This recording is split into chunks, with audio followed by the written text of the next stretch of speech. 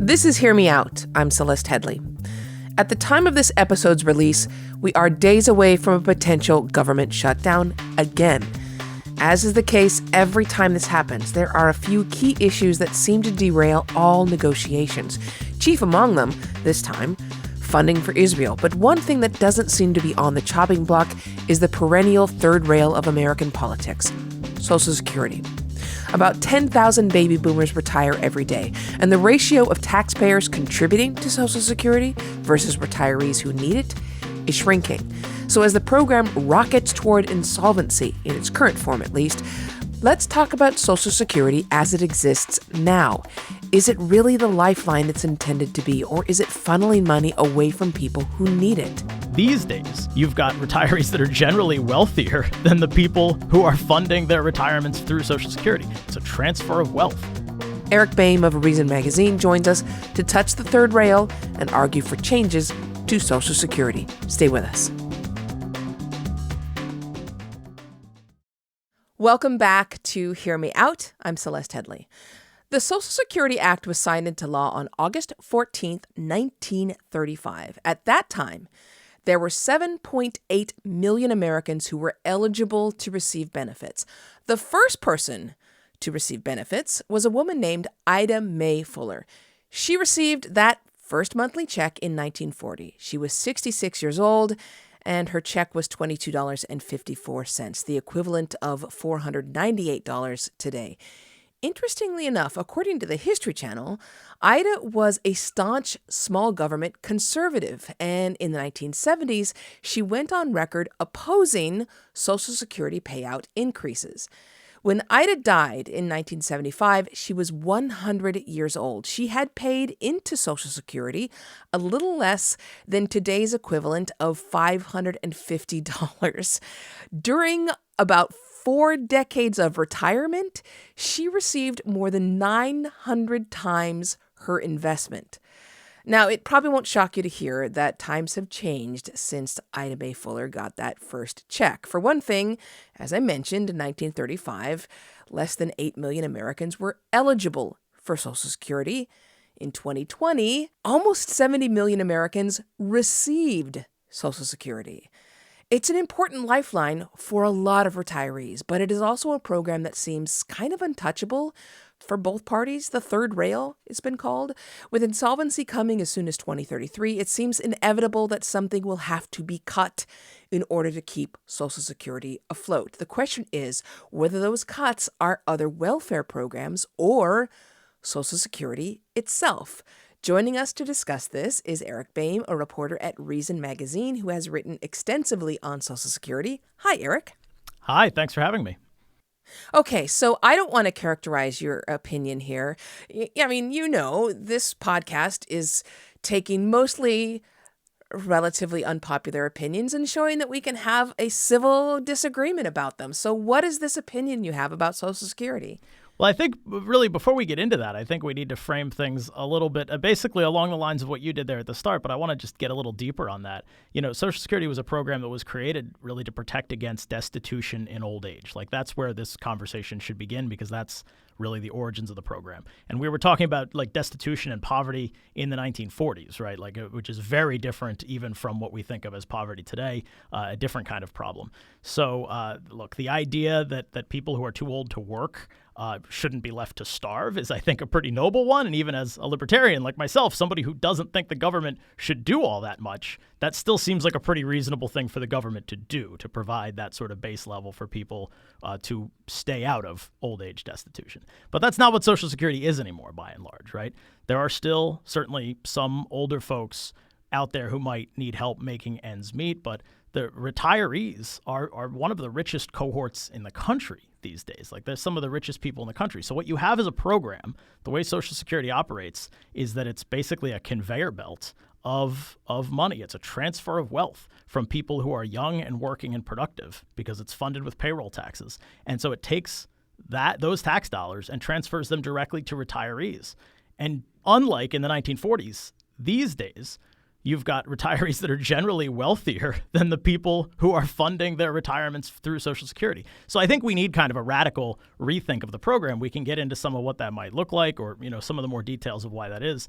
But I'll just leave you for this initial answer with one additional statistic here. In 1960, not even when Social Security started, but just in 1960, there were more than 5 workers per beneficiary in Social Security. And today that ratio has dropped to less than 3. It's about 2.8 workers per beneficiary. So you have fewer people funding retirement of generally wealthier Americans. And I think the fundamentals of what Social Security was meant to be and meant to do have really changed. So I'd love to reframe this debate away from the idea that those of us who are proposing reforms are somehow breaking a promise that was made to retirees, because that's not the case. That promise has been upended by decades of greater prosperity for Americans, which is great, also by changing demographics, economic growth. So, of course, the structure of this program should change. We should be open to talking about it. And as you said at the beginning, Celeste, if we don't do anything about it, we're going to hit a brick wall in the 2030s anyway. So this conversation is coming whether Americans want to have it or not. And so we should have it sooner rather than later.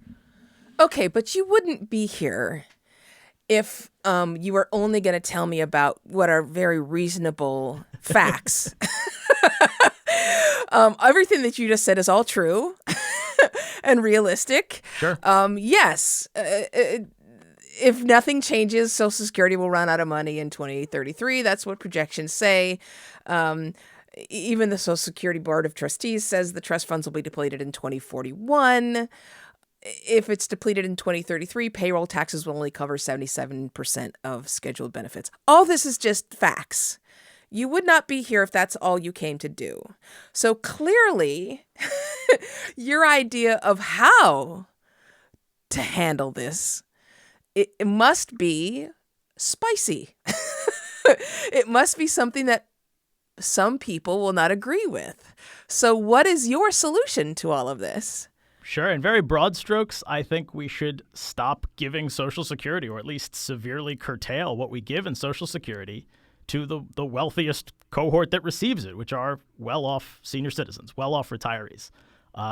That's maybe a spicy take. I don't even think it's that spicy. I think it's just an honest. I think anybody who looks at this problem honestly would have to come to that conclusion, quite frankly. And well-off means. You could draw these lines wherever you want. I'm not going to say we should draw the line at a certain income level or something like that, right?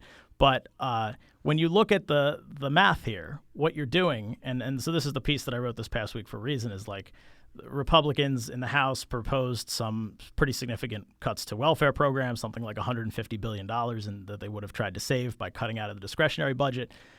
The reason those changes are happening is because the cost of Social Security is ballooning, and ballooning quite rapidly. If you look at the most recent CBO report, they say that Social Security is going to account, Social Security and Medicare, which is a connected problem, is going to account for about half of all spending increases over the next decade. And so what that's doing is that's pushing other things in the budget out.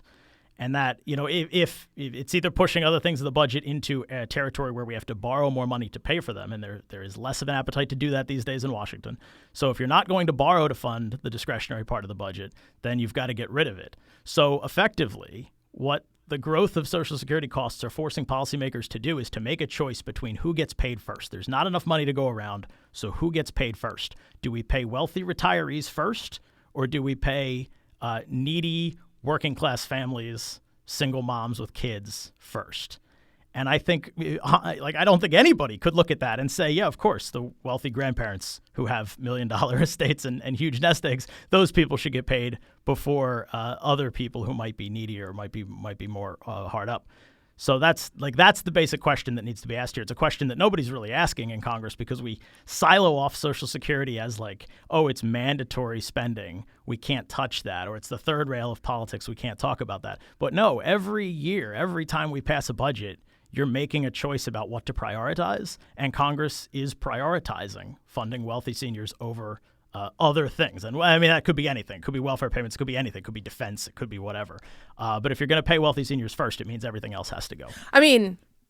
Part of the reason Congress prioritizes wealthy seniors is because Congress is full of wealthy seniors. Hey, you might be onto something there. I mean, but this is a surprising stance from Reason Magazine. I mean, this is, I will say that as a journalist, and again, we're speaking broad strokes, that generally, I would imagine that the libertarian stance would be Social Security is a welfare program. Let's get rid of it. That's what I would expect to hear from a libertarian. And absolutely, if you want to have that conversation, I would be happy to have that conversation. I think there are a variety of things that could be done and should be done. And of course, I think the ultimate libertarian approach would be to do away with Social Security entirely. Yes, I don't think that's what I would expect. Totally realistic. Yeah, I don't think that's not a totally realistic next step. But of course, if Congress wanted to propose that, I would probably support it. It would depend on the specifics, of course. And I think there is a sense, politically, there's a sense out there that people have paid into Social Security and they've got to get something for it. I think there's also always going to be a desire, as I said at the beginning, to make sure that people who are older and can't work anymore are not just fully destitute. Like I think there is, maybe it doesn't have to be something that government would do, but there would need to be some sort of social safety net there. But that being said, we've been arguing for changes to Social Security, and this sort of dynamic between the way the entitlements are really killing the safety net. That's something that we've been arguing for a long time. My colleague Nick Gillespie wrote a feature about 10 years ago. It was cover story for Reason, in which right in one of the opening paragraphs of the piece, he said the demographic math is irrefutable. Entitlements are killing the safety net. So this is an argument that the libertarians have been making for a while. I think it's just an argument that hasn't really been listened to, because on both sides of the aisle right now, you have groups that don't want to touch Social Security, don't even want to have this conversation about what the costs of Social Security might be in terms of the future federal budget. I mean, there's always arguments about that have to do with the wealthiest among us and Social Security. One is that why are they even getting Social Security? Because it represents such a tiny amount of what they, plan for in their retirement, right? I mean, that's just a minuscule amount. In fact, I was listening in when I went to my retirement planning. I was in the conference room, and there was somebody in the room next to me who clearly was in an entirely different income bracket. And I remember him saying, well, and don't forget your Social Security. And the client laughed. Like it was such a minuscule amount of what his retirement was going to be. He just laughed it off. So I think you have something going here. Like I don't even think the wealthiest among us even count it. I mean, on the other hand, what about simply raising the retirement age to the point? I mean, because when they first created Social Security, life expectancy is more than 15 years higher than when Social Security began. That would also solve at least part of this problem. Yeah, I think if you're going to talk about fixing the Social Security problem, there's got to be a bunch of different solutions, right? I think maybe that's one of them, raising the retirement age. You mentioned when the program was created, actually, this is one of my favorite stats, even though it's a little bit misleading, is that, you could get benefits at age 65, but average life expectancy in the country was like 61. So the average person actually died before they qualified for Social Security, which is obviously not true anymore. Yeah. Now, there was also a lot more child mortality back then, so that depresses the overall, numbers there. But just look more recently even about, the wealth that the retired class of Americans has accumulated here. The average value of a retired person's assets in 1989, we're not talking that far in the past, right? We're talking the year Taylor Swift was born, was about $217,000, according to the Federal Reserve. Today, it's $538,000. It's doubled. Yeah. And that's inflation adjusted in just, in 30 years or so. And so you have to rethink the fundamentals of a program that is, as much as we don't want to think, as much as I don't think anybody in Congress wants to think about it as a welfare program, that's really what it is. You're transferring money from one group to another, and it just doesn't make any sense. You would never build a welfare program. You would never get Congress to approve the construction of a new welfare program that took money directly from the paychecks of workers. and transferred it to a wealthy cohort somewhere in this country. Like, that wouldn't get through neither party would support that in Congress. But yet that's what we have, and it persists just because this is the way we've always done it, so we keep I'd argue that our tax system kind of does that now, but that's an argument for another time. Less directly, though, right? Yeah, it's directly. Sure. We get into that another time. We'll argue that another time, Eric. We need to take a break. We're talking about Social Security and how to fix it. With me is Eric Boehm of Reason Magazine. We're going to take a break, so stay with us. This is Hear Me Out, a podcast from Slate. We'll be back in a moment.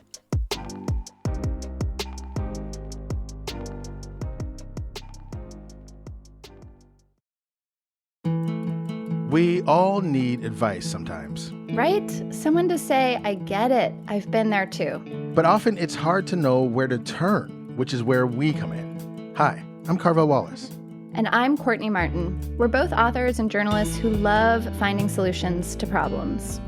Every week on Slate's How To podcast, a listener comes on our show to receive advice from a world-class expert. We've covered everything from parents with radically different politics to people learning to love their insecurities. We've helped listeners breathe better, sleep better, and even have better sex. Speaking of sex, we're all getting screwed by a warming planet. So we've also learned how to cope with climate change and how to say goodbye to our pets. Life is messy and complicated, but we're all in this together, so let's help each other. Look for How To from Slate wherever you listen to podcasts. Hi, I'm Janae Desmond Harris, Slate's Dear Prudence. I'm dropping in to tell you about a special discount offer on Slate Plus. For a limited time, you can start a subscription for just $5. That's right. For just $5, you'll get 3 months of ad-free listening on every Slate podcast, member-exclusive episodes and segments on shows you love, like this one, and unlimited reading on the Slate site. Best of all, you'll be supporting Slate's independent journalism. But hurry, this offer ends soon.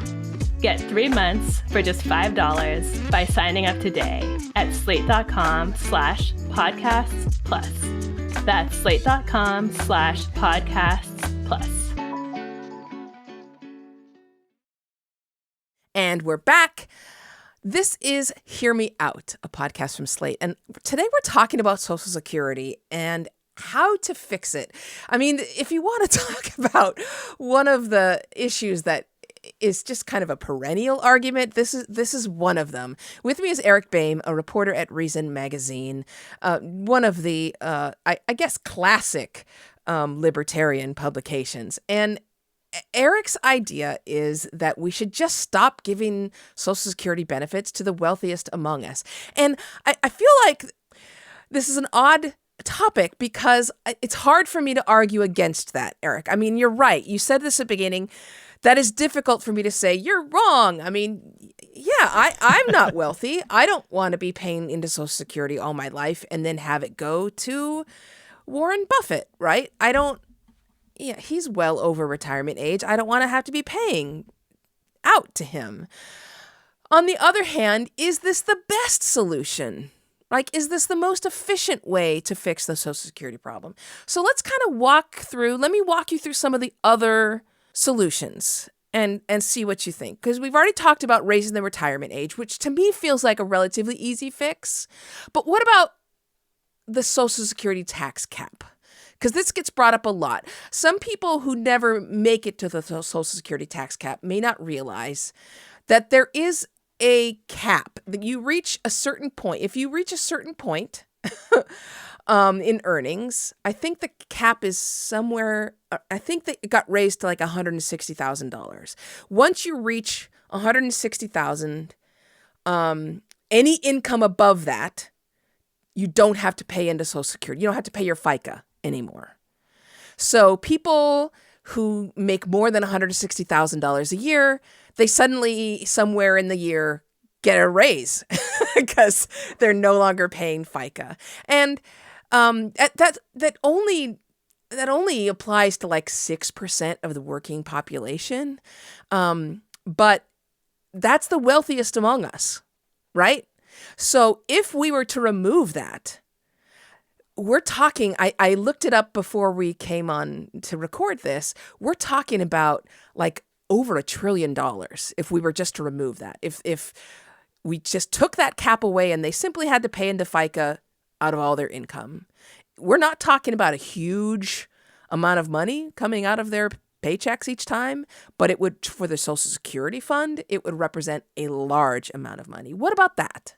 Yeah, that's one interesting idea. As a libertarian, I sort of have a natural aversion to raising taxes on anyone, but I think you're getting at something that is true here, that it is kind of unfair that we don't tax all earnings equally for this program if it is really like a social entitlement program. Just to kind of go over a few of the numbers here, like Social Security's funding, it's a 12.4% payroll tax, and it's usually split 50-50 between employers and employees. There have been a number of proposals in Congress over the years. I think this is something that Bernie Sanders has put up a couple of different times in bills to maybe not lift the cap completely, but to implement a new tax on earnings above like $250,000. So keep the cap in place, but then like for people that are making even more. And you're right, that would generate maybe somewhere around $1 trillion over 10 years. That doesn't even get you close to solving the long-term deficit for Social Security. So in addition to doing that, you would probably also, if you want to just fully lean into, let's use tax increases to fix it, let's keep the program solvent by just putting more money in, which is one way you can balance the two sides out, right? If we're spending more than we're taking in, hey, let's just collect more in taxes. You would also have to raise the rate probably. So because again, most of the super wealthy are not subject to this payroll tax anyway, because most of the super wealthy are not earning a paycheck in the first place, right? Elon Musk is not getting a paycheck, right? He's got all sorts of other ways to earn money. So this is really you're only capturing revenue here from people who are working. And as you correctly pointed out, most of the revenue anyway is coming from people who are below the tax cap now. So you'd probably have to raise the rate. This is what the people that I talk to about Social Security say. You have to raise the rate pretty significantly. I think the Committee for a Responsible Federal Budget said something like a 22% increase would be necessary. This was a few years ago. The numbers may have changed.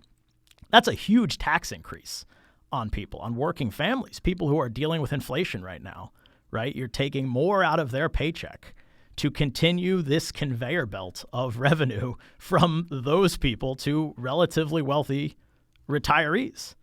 And so, like, you can maybe make the numbers work. Maybe there's, raise this, by this many percentage points, raise the cap here, tax these people over there, whatever. You're still, the fundamental disconnect here is still that you have fewer workers paying into the program relative to the number of retirees. And you still have this sort of bigger moral question of like, why do we have a welfare system that is solely designed to transfer revenue from young people to old people?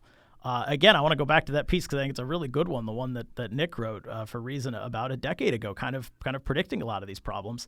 And he proposed in there, just like fence off the idea that libertarians are not open to these ideas. Like he proposed in there that we should just replace Social Security with a broad social welfare program that covers all citizens regardless of age. The actual poor, the truly destitute in old age could still be taken care of.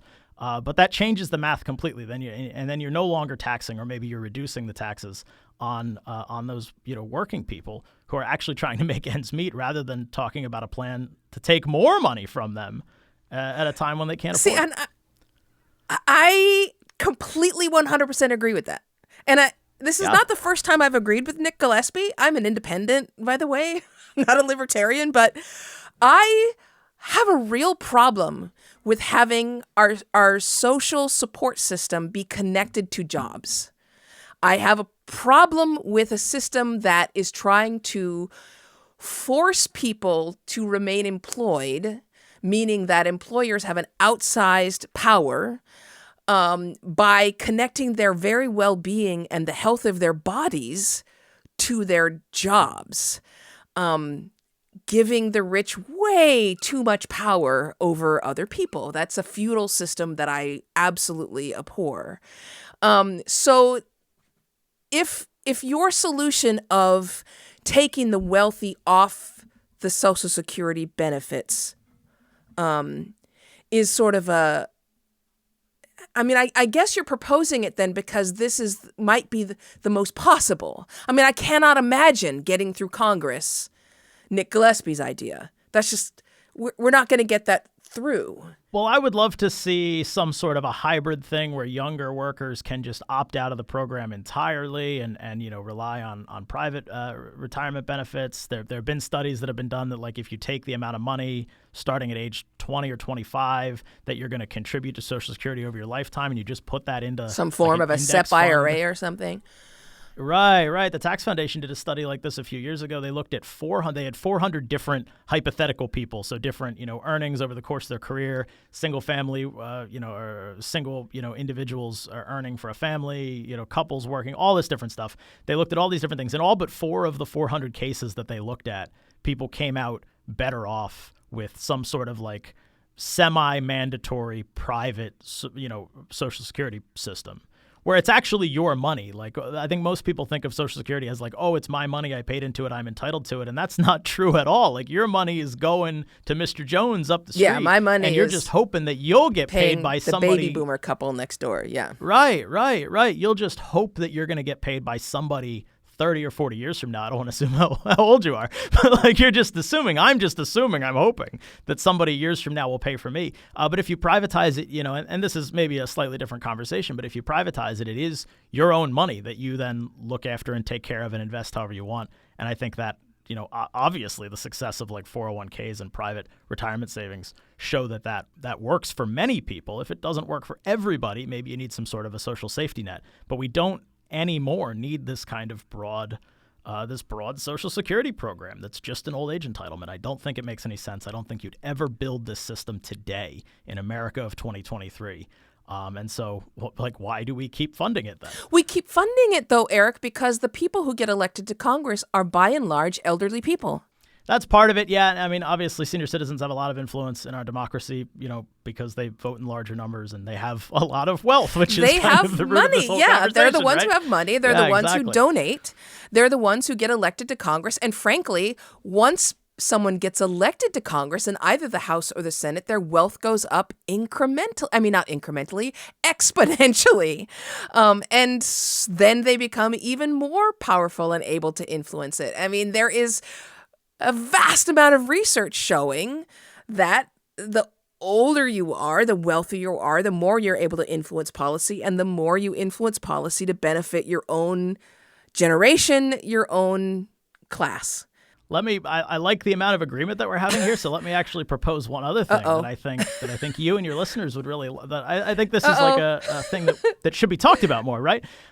Is that I think if you're a Democrat or you're a liberal or a progressive in this country right now, if you're somebody who thinks the government should be doing more for people, whether that means like building infrastructure or whether it means welfare programs, then you have to think about changing the way Social Security works. Go back to what we were talking about in the first segment, right? That like as the cost of Social Security grows, and it's going to account, Social Security and Medicare are going to account for half of all the new spending that's already baked in the next decade. Like that really severely limits the ability of government to do anything else, right? If you think the government should spend more money on other things, that money's just not there. And the appetite for borrowing seems to be drying up. And then there's also a political cost here, right? That like, let's say, you don't get many opportunities as a political party in this country to rewrite the tax code in a big way. You might get an opportunity every decade or so if you're lucky, right? Like the Democrats had Obamacare. Republicans had a chance to make some changes to the tax code in the past decade. These opportunities don't come along often. And do you want to waste that political capital? Maybe I shouldn't say waste, but do you want to use that political capital on raising taxes on working families and on refiguring out the income tax, the income cap, to keep Social Security solvent? Or do you want to spend it on something else, something that you'd actually rather do? Like you're going to have an opportunity. You may have an opportunity to do one big thing in a set number of years, and we can either keep this conveyor belt chugging that funds generally wealthier retirees with the earnings of workers, or we could do something else. And so I think Democrats like naturally will have to come around to talking about this. And we're going to see a kind of reconfiguration of the way we think this issue works. I think everybody is still kind of stuck in the Bush, because it was Republicans, under George W. Bush, who were the last time any sort of big conversation about Social Security happened. So we still have this idea that it's like conservatives and Republicans who want to change Social Security, and it's Democrats who want to keep it the same. And that's, I don't think, really true anymore. You listen to Donald Trump or you listen to J.D. Vance, you listen to some of the populists on the right. when they get asked about Social Security, the first thing they say is, we're not going to touch it, we're not going to change it, we're going to keep the money flowing, because that's what connects to their political interests, right? And so we've got to I think there's got to be a reframing of this debate, and I think it's going to have to come from the left because it's not going to come from the right.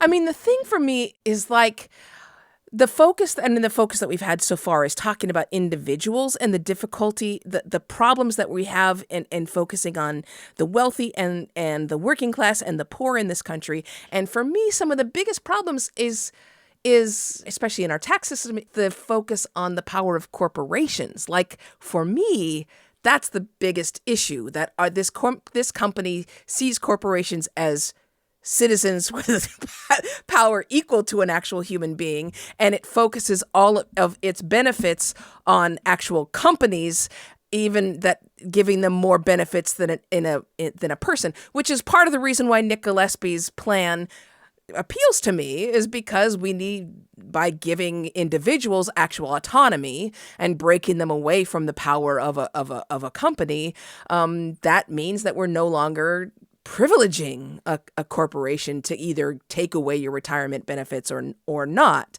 And so to a certain extent, this whole discussion of, yes, I agree, our tax system benefits the ultra wealthy. That's absolutely true. And it is also true that it siphons money away from the lower income earners and towards the upper income earners. But it also siphons money away from taxpayers in general toward corporations. And that's true with our social safety net as well. And I mean, that's something that we have to grapple with when it comes to Social Security. Part of the reason that why Social Security is in trouble is because instead of companies having to give them their employees retirement benefits and pensions, they're relying on the government to pay them through Social Security. They don't give them pensions anymore. Yeah, but I think you and I would disagree about a lot of the specifics of like how the ideal retirement savings plan should work for Americans. We disagree. But I think we agree. I think we would agree very much on the fact that, like, what you said there about personal autonomy is really central to this. And I think that's what people actually want, right? People have very strong, generally positive feelings about Social Security because they see it as something that they can trust, something that they know is going to be there, right? And that's really the key, is that people want to know that they're going to have a secure retirement. And so is there a way to get to that goal? Is there a way to provide that for people in a way that makes more sense than, again, this system that right now really is just a conveyor belt of wealth? It's just a wealth transfer from people who are younger and generally less well off to people who are older and retired and more well off. And I don't think that makes any sense. So we could, and we certainly will, I hope, in this country have a big debate over what should replace it. But the current system, it makes no sense, and you wouldn't design this today. So there's no reason why we should keep, the idea that we should keep this thing running just because we've always had it. That's very unsatisfying to me. Okay, we need to take another break. We will be back in just a moment. I'm talking to Eric Boehm about Social Security and what to do about it. This is Hear Me Out, a podcast from Slate. We're going to be back in just a moment. Good to have you back. This is Hear Me Out. I'm Celeste Headley, and we're talking about how to fix Social Security. And we're agreeing more than I ever thought that we would. But I want to go back to this idea of pensions, because we're talking about your idea here is that we shouldn't be paying the wealthiest among us Social Security benefits. And again, from the very beginning, it's really hard to disagree with that. I absolutely agree with you, not being wealthy. So maybe I'd disagree if I were very, very wealthy. But I don't want to pay those FICA taxes all my life and then have them going towards someone who doesn't need my money. But I also want to go back to the number of things that corporations have been allowed to increase their profits by shifting responsibility to the government. And retirement is one of them. Going back decades, and I'm definitely not one of those people who remembers the good old days with fondness, but Social Security has become so important to so many seniors because so many companies stopped providing retirement even to their workers who stayed with them for decade upon decade. Do you think that companies have no responsibility to people who stay with the company for 20, 30 years? No, I think it's that, I think that's something that every individual is going to be able to suss out for themselves, right? The circumstances for one worker are not going to be the same as the circumstances for another worker. And so that's why I think it makes sense to ensure that you have some sort of safety net system in place for people who do retire with no savings, for example. But I think the tremendous growth that you've seen and the tremendous success in private retirement savings, the fact that now makes up the bulk of what most people have when they do head into retirement, not saying everyone, of course, but most people, I think that speaks to the ability of the market to adapt and to handle the changing circumstances that you described there, right? People no longer work with one company for their entire lifetime. So, a company-based pension doesn't make a lot of sense. And that's doubly true because like when a corporation maybe goes bankrupt, you then suddenly your retirement savings are gone. By privatizing that in a sense, not that corporate pensions were kind of private anyway, but by individualizing that, what you've allowed people to do is, I've worked at 4 different jobs in my career, and I've been able to take my retirement savings from each one of them, right? And it's mine. It moves along with me as I go. It certainly could be more seamless than it is. It's kind of complicated and frustrating sometimes. You have to fill out a lot of forms to roll things over, and the money is not as liquid as you would like it to be sometimes. But by and large, that system works, and it works for people like me, at least, and for younger workers. For you and I, I know it's going to be there. It's not going to disappear because in 2033, Congress says, whoop, never mind. We're going to just completely change all the rules about Social Security, and now you don't get it. So, I know what I've saved. Certainly, there are people who are unable to save for retirement. There's people who are, having a hard time making ends meet. And so for those people, what I would say is the last thing we should be doing is taking a larger chunk of their paychecks, if that's what it's going to take to keep Social Security solvent. Like that makes them worse off. That doesn't fix the problem. But we're seeing an increase in the number of people over age 65. There's a larger number of elderly people in poverty now. It's the highest level since 2002. There's been an increase over the past few years. And about 23% of Americans over age 65 now live in poverty.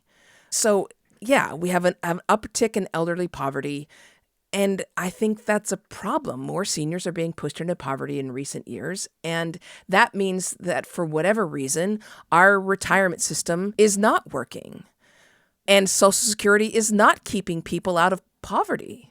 Well, right, so it doesn't seem to be working. But I would say Social Security not two going things bankrupt. That get conflated there. Right, there's 2 things there that get conflated sometimes, right? And without having a debate over the numbers, because that's boring, you said there's more elderly people who are in poverty right now. So I think what policymakers have to ask themselves is what part of that is actually the problem? It's the poverty part that's the problem, right? Their age shouldn't matter. It's we would like to have a social safety net that keeps people out of poverty. Yes. So to have an entitlement system that is just purely based on age, and whether that age is 67 or 70 or wherever you want to set the age, having an entitlement system that's just purely based on age, I don't know that it ever made sense. It may have made sense once upon a time. It doesn't make sense now. If there is a problem, if there really is an acute issue of seniors falling into poverty, let's see how to fix that. Maybe it's a government solution. Maybe it's a private solution. Maybe it's a mix of the two. We would, disagree about that, I'm sure. I want to make sure I'm staying with you. Let's address that problem. Sorry, Eric, let's not make it an age thing. I don't mean to interrupt you, except I want to make sure I'm understanding you before you go a little further. You're saying we need to create a social safety net that steps in when anybody falls below the poverty level, period. I'm saying that I think we would probably disagree about what the specifics of that safety net would look like, but sure, I think setting aside my libertarian hat for a moment and just looking at the way the government operates and the things that Congress does and the priorities that the American people like to see reflected in their government, of course, we'd like to have some sort of a safety net that keeps people from falling into poverty. I'm saying that it makes, and we do have that, of course. We have many programs that do that already. And there could be, I'm sure there's a lot of overlapping and to greater or lesser effectiveness. Right. Many things that could be streamlined about that safety net already. just in terms of making it easier for people to access and make more sense, be less counterproductive. But it doesn't make any sense to prioritize Social Security. Getting back to the piece I wrote this week, and the reason why you invited me on the podcast here is to talk about the ways in which Social Security is really pushing against that safety net. These two things are in tension, right? There's not enough money to go around right now. We spent over $6 trillion this year and only collected about $4 trillion in taxes. That means you're borrowing to make up the difference. And if you're not willing to continue borrowing at that level, which it doesn't seem like Congress is 100% sold on, then something's got to go. And you have to decide who gets paid first, basically, because there's not enough money to go around. And so it doesn't make any sense in my mind to say, well, we have to protect Social Security at all costs, when that is in some ways the least defensible of these programs. Like every welfare program and every wealth transfer program is going to make libertarians a little bit grumpy. But I think Social Security is kind of like uniquely awkward in the way that it's just an old age program. It doesn't actually address poverty. It doesn't actually address someone's needs. It just is an automatic entitlement. And yet we've kind of siloed it off in the budget discussions as this, it's a mandatory program. Everything else, all those other welfare programs are discretionary programs. We can fiddle with them every year when the budget comes around, but we can't touch Social Security. And I don't think that makes any sense. We should be willing to talk about changing Social Security if we're going to talk about changing those other programs too. If we followed your idea and we did not give Social Security benefits to the wealthiest earners, does that mean they stop paying in? Yeah, that's a tough one, and you'd have to work out the numbers on that. I mean, okay, so my ideal solution as a libertarian is that we kind of phase out, I'll just give you that first so you can disagree with it, is that we sort of phase out Social Security over a period of years anyway, and people who want to opt out. Yeah, we're super going to disagree on that. People can just opt out if they want and take their money and, not have it taken out of their paychecks. I think that would be great. Other people probably disagree. That's fine. On the other side of it is that, no, I don't think you would say those people can't pay them because there's already that cap that exists on the revenue side, right? We already kind of keep the wealthy from paying in above a certain level. Would they still have to contribute? Sure, of course. My taxes contribute to welfare programs that I don't benefit from, that I don't take part in. I pay school taxes. Right, exactly. So I don't think there's any sort of like moral or ethical dilemma there in saying, well, we're going to make rich people pay for this. Even though they're not going to get the benefits. Like, yeah, that's the way the system works for everything else. I think really what this requires is just that we think about Social Security the way we think about all of these other wealth transfer programs that exist within the government. And we treat it the same way. We treat it as a program that should address a specific need, in this case, poverty and old age, rather than just being a broad entitlement that everyone gets. I think that, it's not the ideal libertarian solution for sure, but I think that at least moves us closer to a more sensible fiscal situation for sure, a more sensible kind of budgetary debate. I would actually be okay getting rid of Social Security if we did have a program that was closer to a SEP IRA sort of type program that just belonged to every person. That'd be great. We could certainly find common ground to agree on a thing that you and I would both vote for if we were in Congress. Like there's enough overlap there that I think that's true. And I think giving that, you said the word earlier, like giving autonomy to individuals over this is really important. I think that one of the reasons why this debate over Social Security is so fraught is that as I said earlier, people want to know that their retirement is secure, but people are kind of constantly living in fear that it won't be.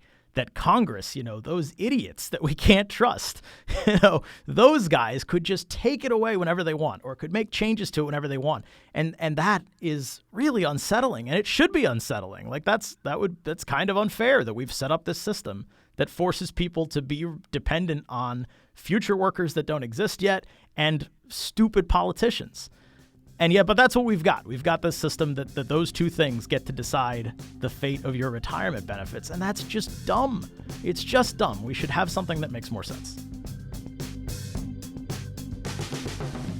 So very few things attract quite as many dissenting opinions, as the issue of Social Security. I am sure that you have thoughts about how to reform Social Security. Maybe you agree with those in Congress who feel we should do nothing at all and leave Social Security exactly as it is, although that would require some more borrowing. Whatever your thoughts are. We want to hear them. So email us. It's hearmeout@slate.com. If this show gets you thinking, maybe it gets you a little fired up, it is accomplishing its goal. That's what we want to do. You can let us know by leaving us a great rating and review however you listen. Not only does that let us know how we're doing, it also helps other people find the show, and we appreciate it. Hear Me Out is a podcast from Slate. The show is produced by the wonderful Maura Currie. Ben Richmond is the excellent Senior Director of Podcast Operations, and Alicia Montgomery is the fantastic VP of Slate Audio. I'm your host, Celeste Headlee. Until next time, speak your mind, but keep it open.